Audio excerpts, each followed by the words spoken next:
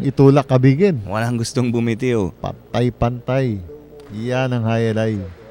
Napaka-exciting po ng event natin ngayong gabi. Ito si Arquiaga. Service error, partner. Ayun, partner, nakita niya yung kanyang kalabang nandun na sa halos sa back wall. Kaya ang intention niya nun, medyo ibaba yung service. Kaso, medyo bumaba na talaga, kaya nagmala.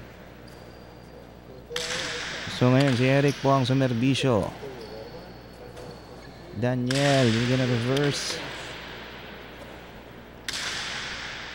Eric kinuha at binigay kay Daniel. Double wall ang binigay ni Daniel. Nice double shot ni Pelotari Daniel. Hindi na nakagalaw dun sa side wall si Pelotari Eric.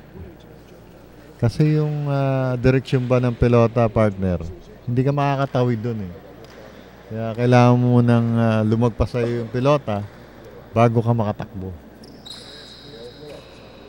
Daniel, servisyo, napakalaspas ng service niya.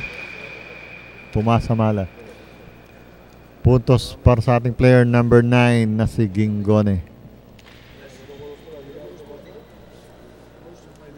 10 points na si Gingone, partner. At si Merson, may 8 points naman ang kanyang sunod na makakaharap. Ito na, remedy sa kanyang servisyo si Gingone. Gone with his service. Good. Ginawa sa kaliwa ni Merson. Reverse. Mover.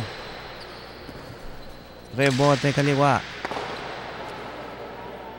Napakalapit na po sa wall nun at hindi na nakuha ni Merson. Point goes to Gingone. Gingone now with 11 points. Anybody's ball game ito, partner. Yes, Nakita partner. mo, halos lahat ang tataas ng puntos. Tignan natin kung ano ipapakita ni Gingone, partner. Gingone, servisyo. Kalaban si Grostola.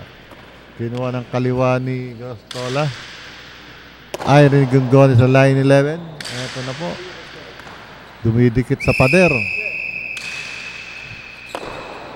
Pumito ang ating referee. Tapos na po ang laban. Si Pelotari Gingone, player number 9, ang unang naka 12 puntos. At Second, number 10, Pelotari Sulaon na merong 11 points. At third place natin or show, player number 2, Fernandez, na meron din pong 11 points.